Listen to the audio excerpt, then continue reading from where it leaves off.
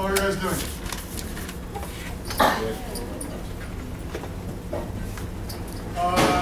So today we're going to start talking about game theory.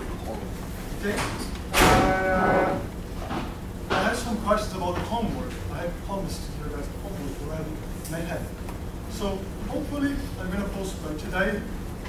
And instead of being doing this Monday, I'm going to make it next Monday. So okay, because there's a holiday here now, and some people complain we don't have time to do the homework. So instead of next Monday, we're going to have the other Monday. And then the other Monday will be week 4. Hopefully I will have just like when you guys turn in the next homework, I have another homework for it. Okay? And so this homework is going to cover general equilibrium, everything you've seen so far. And I still have to decide if it's going to cover game theory already. Okay, it depends on how far we go in today's class. So any questions? Any other questions about general equilibrium?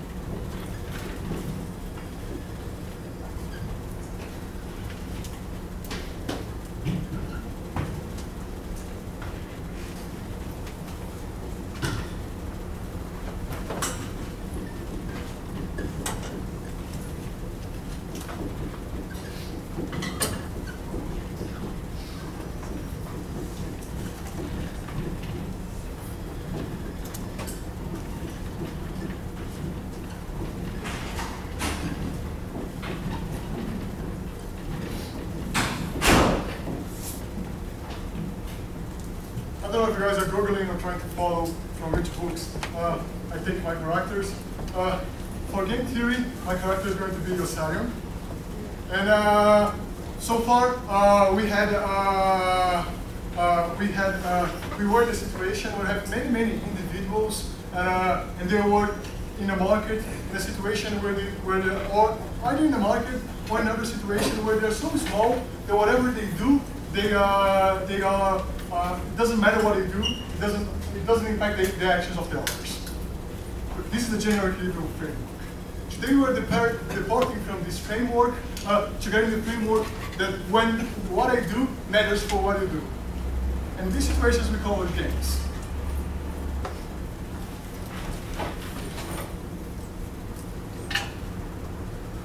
Have in mind that we work here in games with n agents, with 2 agents, but just as the same kind of mathematical purpose, that what can be done for 2 agents can also be done for any agents, or any finite number of agents. So we're going to have very simple games here, very simplified situations, but just a model so we can approach some interesting problems. But it can easily be generalized for more players, for more agents if that's the case.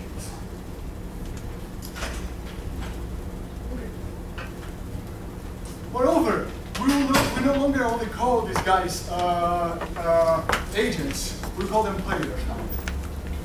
Okay? It just means that they are part of the game. And they are rational here. They always will be rational, so they can be expressed, their payoffs can be expressed in terms of utility functions, or payoffs of a game. Remember that what we mean by rationality. It just means that they're perfectly satisfy transitivity and completeness, so we can have utility functions for them. It doesn't mean that they are selfish, and if for some chance you don't like some particular feature of the game, it probably means that you would like the payoffs to be different.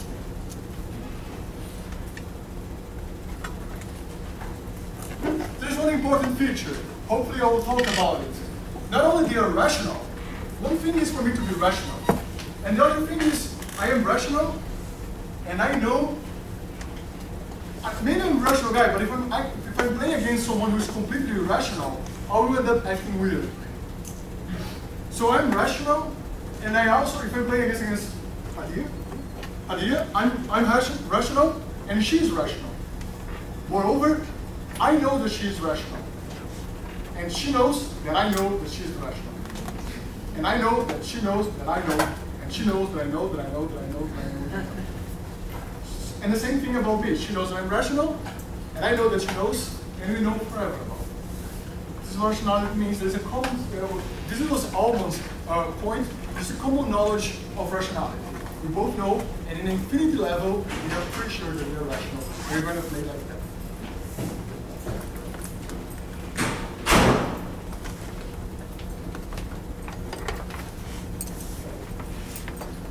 So, in order to follow today's story, we're going to go main hero here with Josiah, and they all have, and the players don't not only seem to have actions of things they have to do, they have strategies.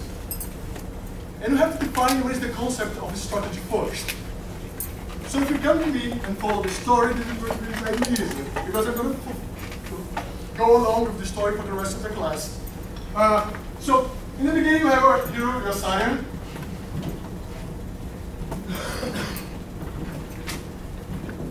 And he's flying in a plane in the German territory. And Josiah has to escape from the city that is controlled for the Germans. We know that the Germans have anti-aircraft guns that they could put surrounding the city. But we, as people controlling the airplane, we don't know where the anti-artillery guns are. And we have to figure it out where they are, and actually have just to escape the city.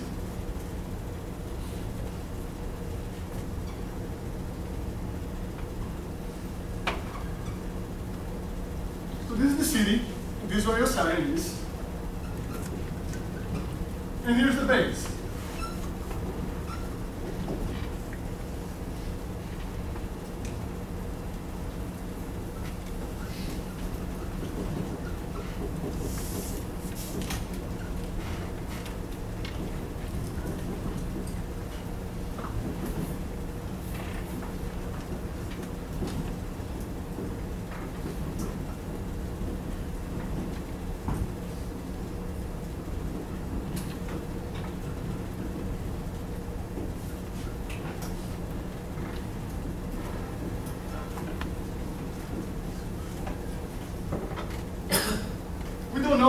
So we are lost in the city, we're flying the plane, and we don't know exactly where the anti-aircraft artillery, also known as flak,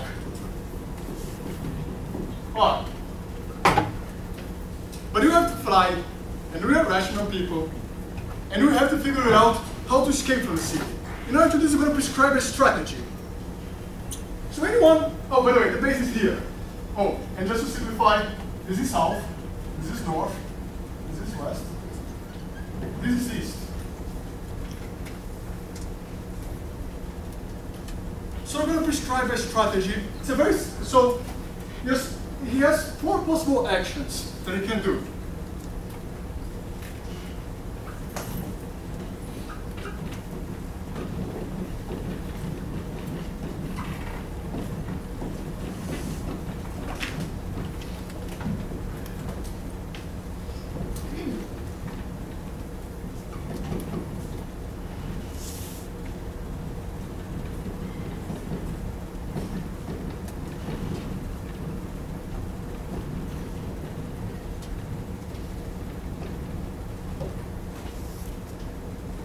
So I have 4 possible actions. Yasser has 4 possible actions that he could pursue: to fly south, to fly east, to fly north, or to fly west.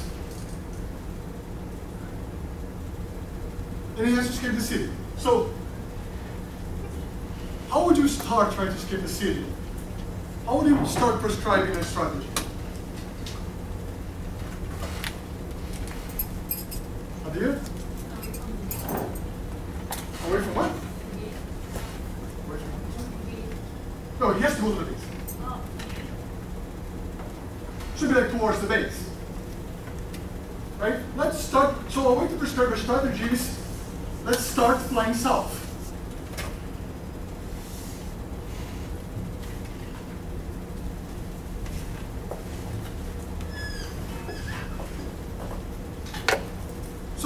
flying south, we can either discover that there are anti-aircraft guns there, or they are not. If they are not, we're done and we reach the base. If they are, we have to fly someplace else.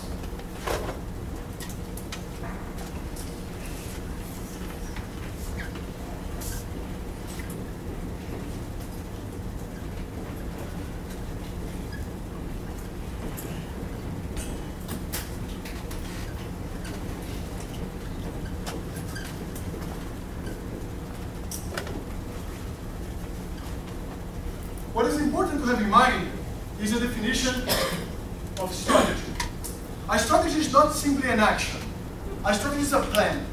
It's a contingent action that we make. For every single thing that we observe, the strategy has to prescribe an action. The formal definition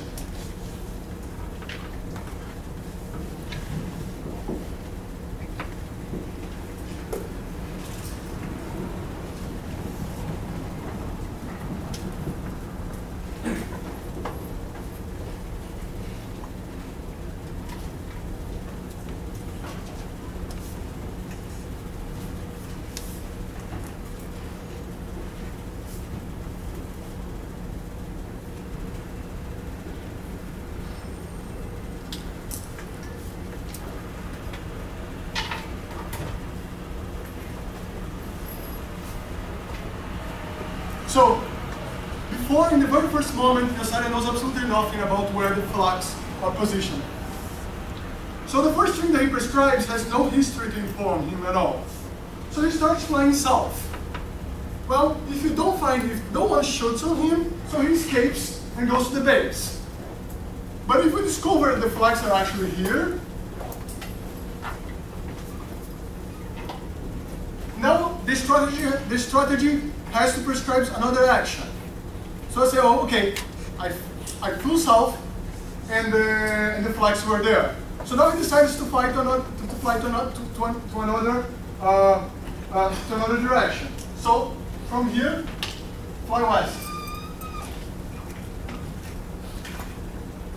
If he go there, and the history tells him that there are no flags there, he just escapes and goes to the base. If there are flags there or anti-artillery gun, he won't be able to fly outside the city, so he has to go someplace else.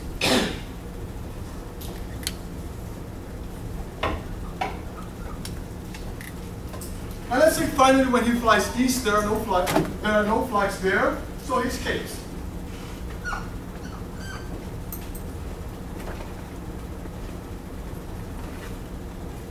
The point that I'm trying to make, and perhaps this is not so clear yet, a strategy is not just an action. You have to say exactly what you're going to do for every single thing that you observe. So it'll be something like this.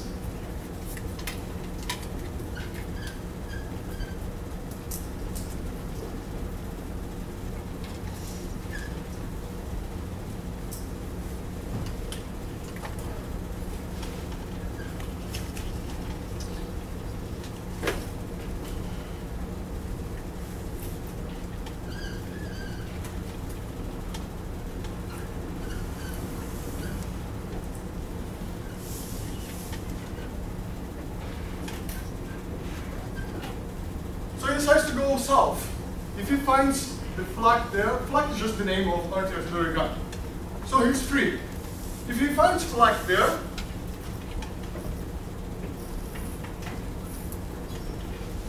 he has to make another decision. He's not free yet. So he makes another decision that is to go west.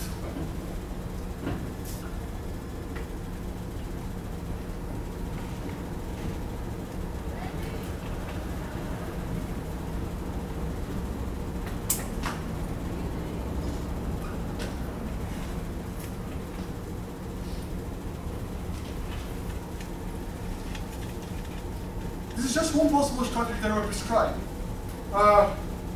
If he finds like there, he decides to go to another direction.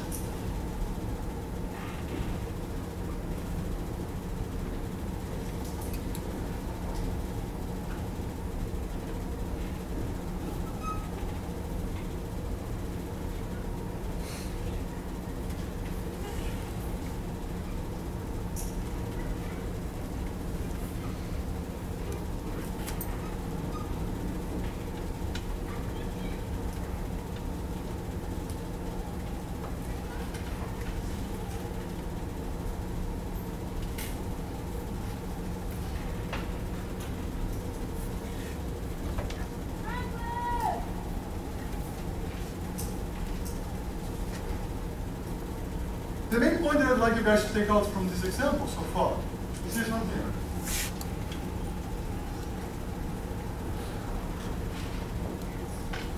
So for every possible history, observed history, an action, the strategy prescribes an action.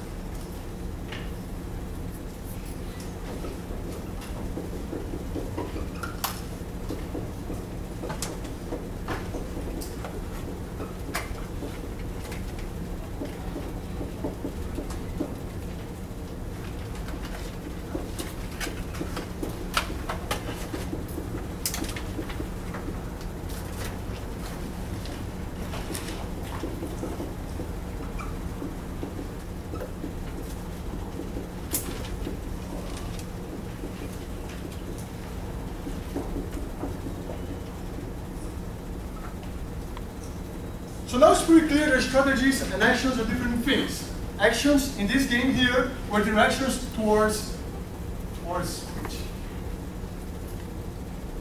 it would fly. And strategy is a whole contingent plan of directions, and no matter where he finds the aircraft guns, he's going to fly. So when he starts moving, when he enters his plane to escape the German controlled, the Nazi controlled city, he comes with a strategy in his mind. And this is what I'm going to do. Okay? Because we want to think things through carefully.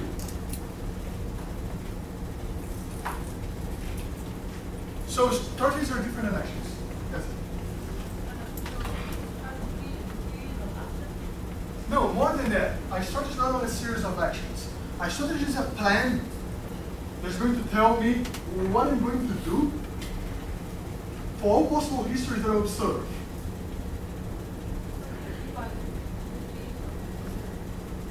What I have there, the kind of tree of decision, encompasses many different histories that could happen. Look at the other tree for a second. It's not only saying, I'm going to go south, then I'm done. Or I'm going to go south, and then I'm going to go west. It says more than that. I'm going to go south.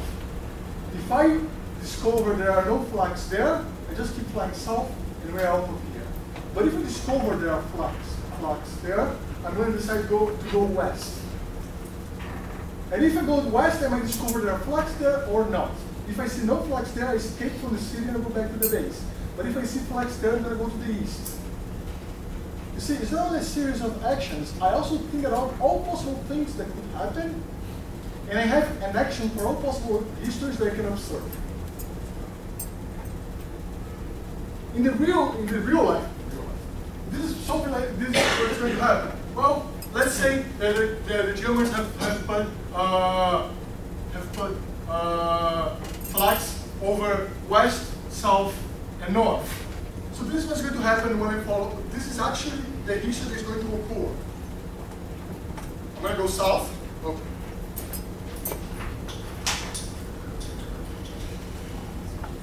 I'm going to go south. And then I found that the Germans put flags there. Fine. Then I go east, and I figured out that the Germans also put flags there. Or west, and let's go over there. And then I go east and decide that there are no flags over there. So I'm 3.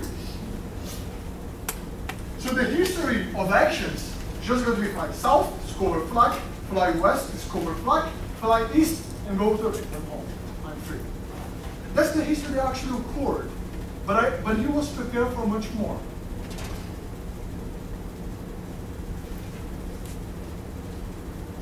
So I hope that by this moment it is clear that strategies and actions are different things. But I don't want you guys to get confused with that. I started by doing this because there is a specific class of game where it's a very simplified class of games where there is no previous information, that everyone moves simultaneously, and there's just one movement to do, just one action to take. So since there are no history and just one action to take, to decide, and everyone moves at the same time, actions and strategies coincide. This class of games, we call it simultaneous move games. Just play it once, and in this case, they're going to be the same. But in the rest of this class today, we're going to talk about simultaneous move games. But further on the course, we're going to depart from simultaneous moves games. Simultaneous moves games. And we're going to go to sequential games. And in sequential games, things are a little bit more complicated because I'm going to move first, and then you move, and then the other player moves, and then I move again. So I want to have a strategy for every possible moves that you guys make, for every possible history that you observe. And now strategies, so in sequential games, strategies and actions are going to be different objects. But in simultaneous games, for the rest of this class, I'm going to say let's prescribe a strategy, it's just prescribe an action. Okay?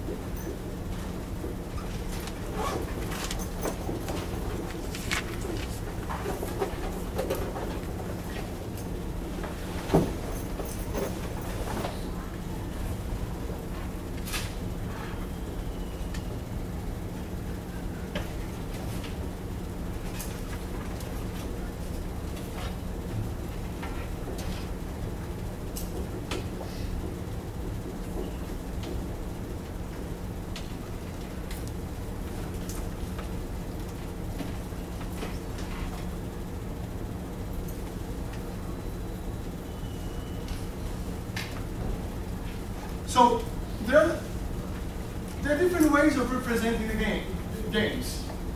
The decision tree is one way of representing the game. And the other way to represent the game is the matrix form, which are often called reduced form.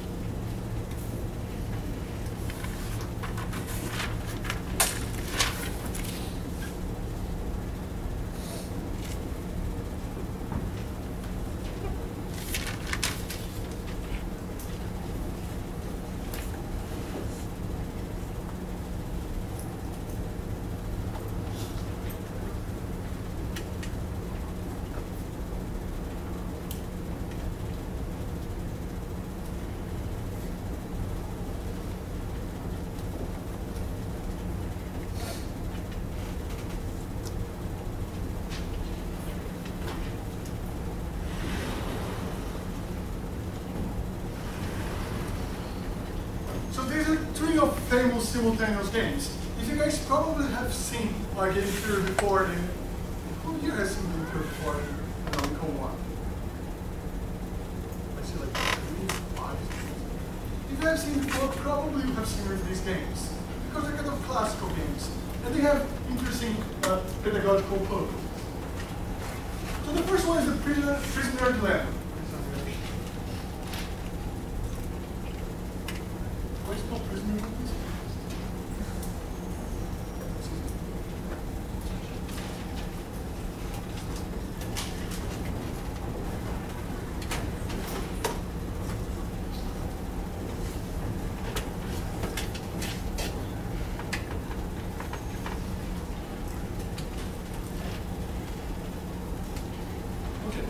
The history behind this game is kind of interesting in itself. So, one of the main, who here has seen the movie A Beautiful Mind? Good. One of the important theorists in game theory was John Nash, whose life was represented in A Beautiful Mind in the movie. It was pretty important. And when Nash had to explain to a bunch of psychologists the importance of game theory, which is a field that was growing, Nash did not create the field, but he had some major contributions to the field. He came up with this example. And it's very classic, and it's very, it's easily applied to our framework here. Now, so it's called the prisoner's dilemma. So following this story, imagine it like this. That actually Yossarian could not escape from the Nazi scene. He and his fellow, his friend Snowden, they fell with the plane. They didn't crash the plane, they landed the plane there, and then later they escaped from the plane. They pretend to be German citizens, but they were captured by the Germans. So the Germans know that they are who they were, but they would like them to confess that they are the American pilots. If they confess them, if they made Yossarian and his friend confess that they were American pilots, they can condemn them for war crimes. But if they don't confess, if they just say, "Oh no, we're just two German citizens here," they can only condemn them by obstruction of justice. So they take these two fellows, Yossarian and Snowden, put them in separate cells, and offer them the following dilemma.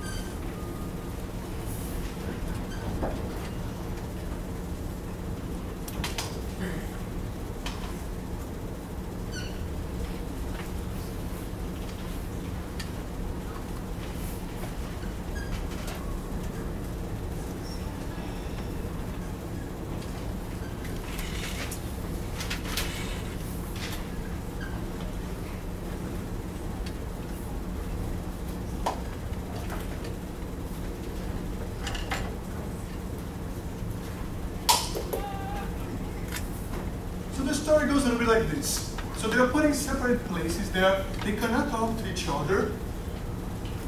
And they say, and by the way, both of you are, the Germans might be Nazis in this context as well, but they're not lying anyway. They tell them the truth. They go there and say, look, if you both confess, if you, your Sarah, and your brother is not going to confess, you're both going to go for prison for 3 years. -3 and -3 years of your life are going to be lost. If you both deny, you can only condemn you guys for obstruction of justice. And then you're going to be arrested for 1 year. However, if one of you guys confessed that you were both the pilots from the plane that were flying above this city here, if one of you confess and the other one denies, the one who confesses won't come. Say, you know, from here, we're fine. You're just going to incarcerate. Incarcerate. I'm going to imprison. To imprison the other one for 5 years. Let me explain carefully how this table works. In every possible bracket here is one outcome. The first number inside the parentheses, the number in the left, is the payoff of this guy here, of player 1. So this number here, so this is the payoff that your side gets if both of them confess. -3, he lost 3 years of his life. And this is the payoff. There's no then guys. Yes. -3, he lost 3 years of his life.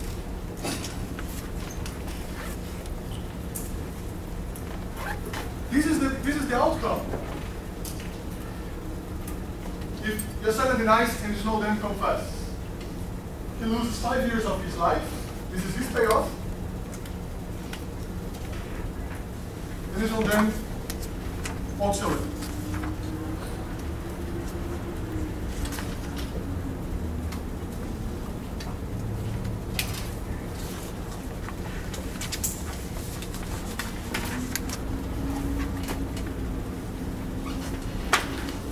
So what would you do in this situation?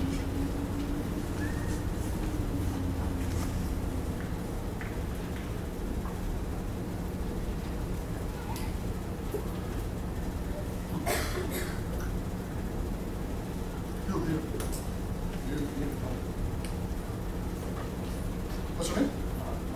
Mike. Help me up here, Michael. What would you do in this situation? You would confess. Anyone thinks different than Michael. What's your name? Rohan? Rohan? Yeah. Say it. I deny it. You deny it. Why? It's collectively only, together they'd only have to spend 2 years in jail, like 1 year apiece rather than 3 in jail. But you were just one of you guys. You're not the other one. Oh, forget about the other guy. Yeah, that's like, let's say you are in your science situation. You only care about the first payoff. The first number. I'd still probably deny it. Wait, you said you're sorry is the first number? Yeah, The one on the left? he's the one in the left. Probably confess now. Anyone else thinks like that? Yes, please. You confess.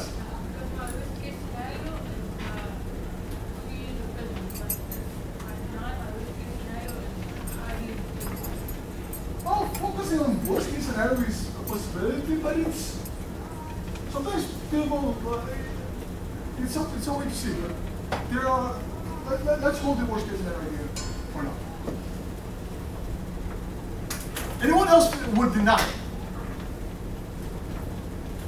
Well, I remember like when I thought this Brazil would have less strict rules, so many people come to the board and play this game for extra points. Say, oh, if you both confess, you get instead of buying, I can't think of it much. Say,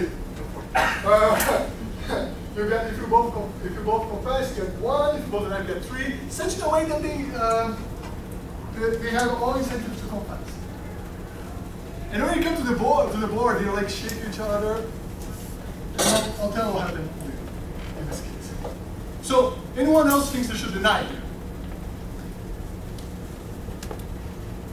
The idea is the most arguing reason, the most strong reason why people should confess in this case is because no matter what the other one is doing, no matter what Snowden is doing, it's better for your side to confess.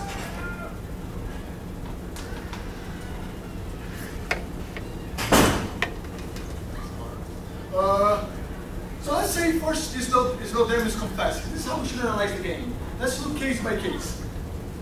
I didn't put my hand here so you could better see. Let's say Snowden is confessing.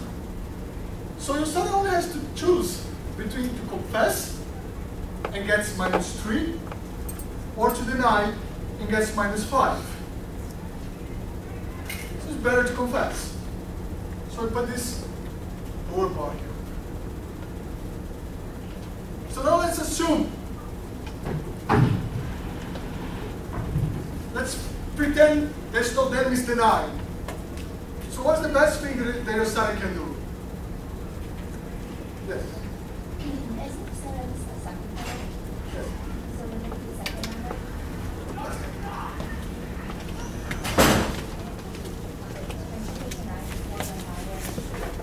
I'm sorry. Say it again. Are we looking at the column?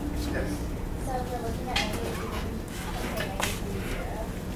so that's the second person. Okay. We are assuming is doing something to analyze the payoff of your sign. Okay? It's important to clear that out. And we're comparing this guy here with this guy here. Now let's assume Snowden is denied. What's your name? Say again. Emily. Emily. Let's say now that your sign that Snowden is denying. So we are in this column here. Right? So which payoffs your sign is comparing? He has to choose between 0 or -1, and he picks 0.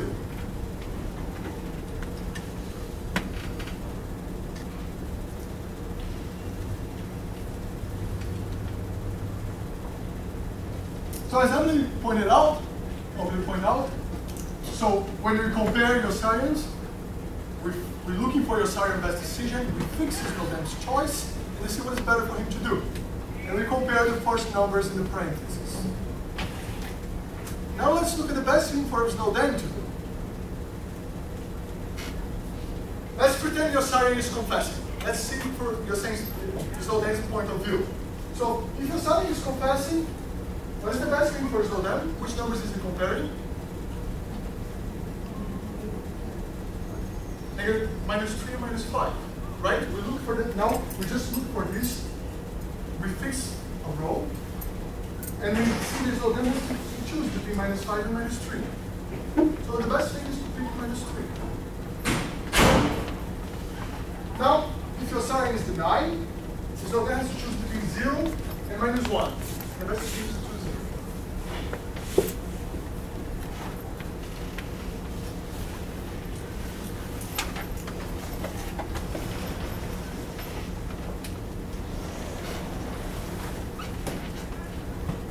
This is a very appealing result. And this is probably going to be the outcome of this game. Because both of them have a dominant strategy. You can define now properly what is a dominant strategy. Okay?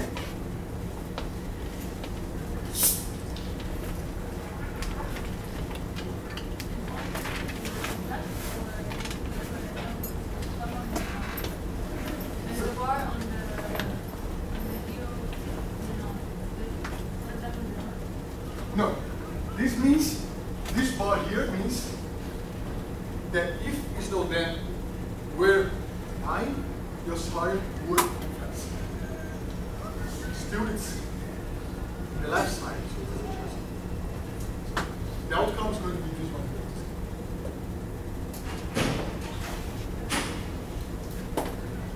Let me just write here clear what is a strategy.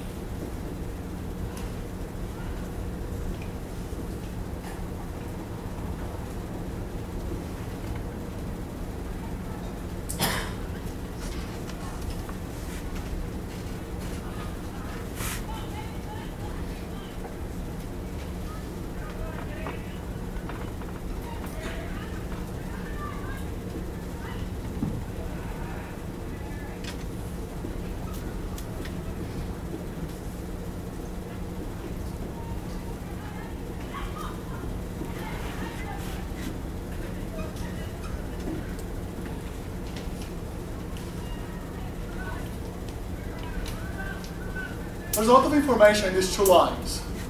Three lines. First definition. A strategy SY star is a dominant strategy if it's the best strategy no matter what the other players do.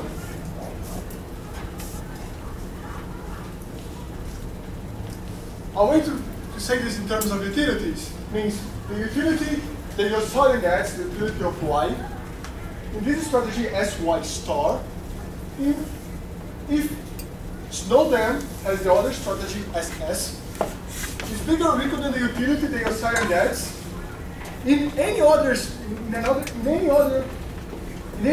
strategy that you assign might have, for the same strategy that Snowden is having, for every possible strategy that Snowden is going to have. So no matter what Snowden is doing, it's the best thing for assigning to do that.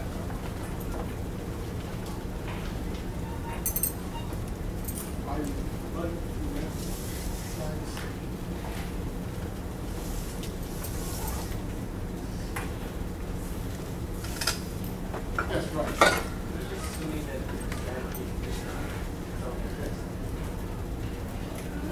Well,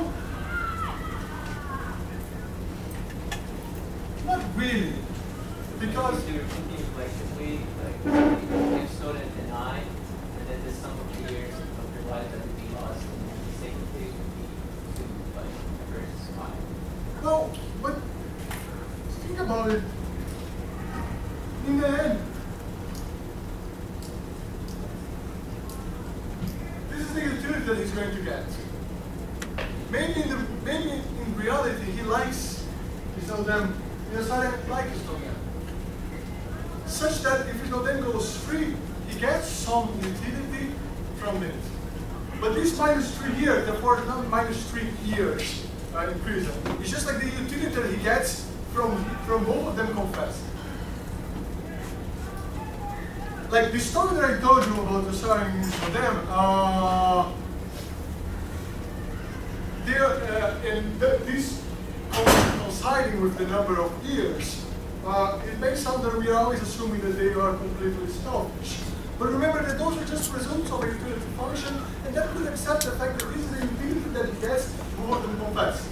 Maybe he actually, let's think about this case here. If your son denies and is not then confessed, maybe your son will be really happy because he goes back home, but he suffers a little bit from guilt, such that his final utility is 0. No, here, his final utility is 0. So this is just the utility in this outcome here. It doesn't, I simplify in the story to not get this kind of complication, but it allows for the fact that they care about each other. As long as this is the residual utility of that outcome.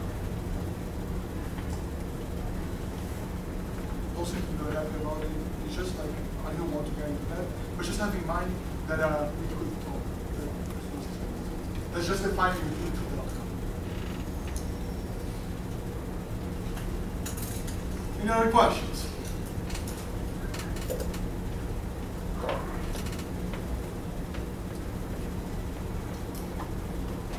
Okay, similarly to this, we can define what is a dominated strategy.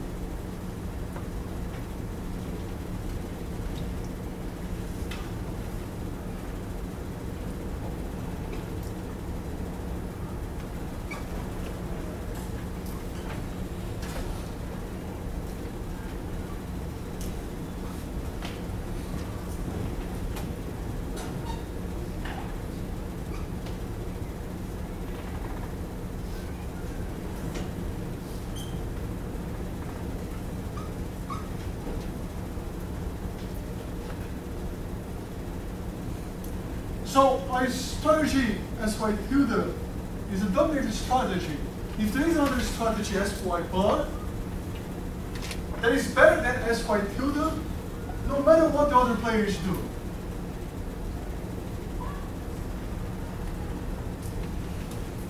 And we also could say that SY bar dominates SY tilde. It's unambiguously better.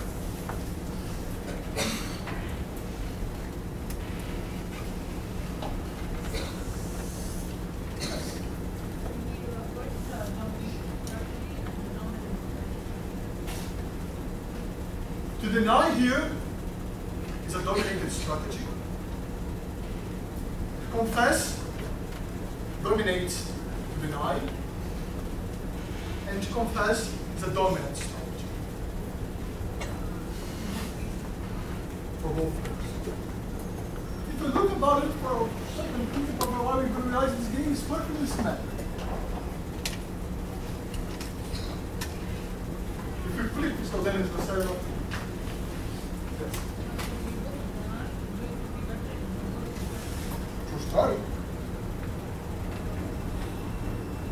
we'll talk about this. That's why this is such a puzzling result. We'll get there. Any other questions? So you can also see that a strategy is a dominant strategy if it dominates all other strategies. It's another way to see it.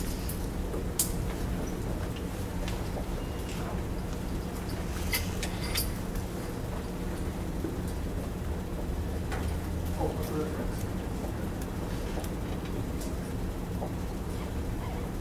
in case it wasn't clear,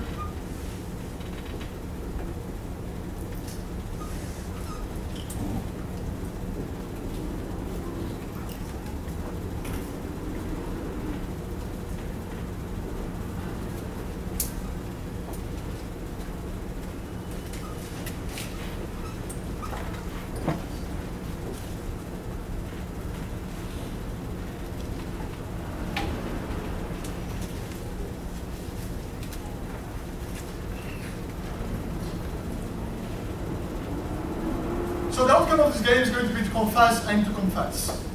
And I can say that this will be the outcome with some certainty. Pay attention to the notation here. I'm going to stop for a second and talk about this. This is how I describe an outcome of a game. How? What do you call this? Okay. Practice.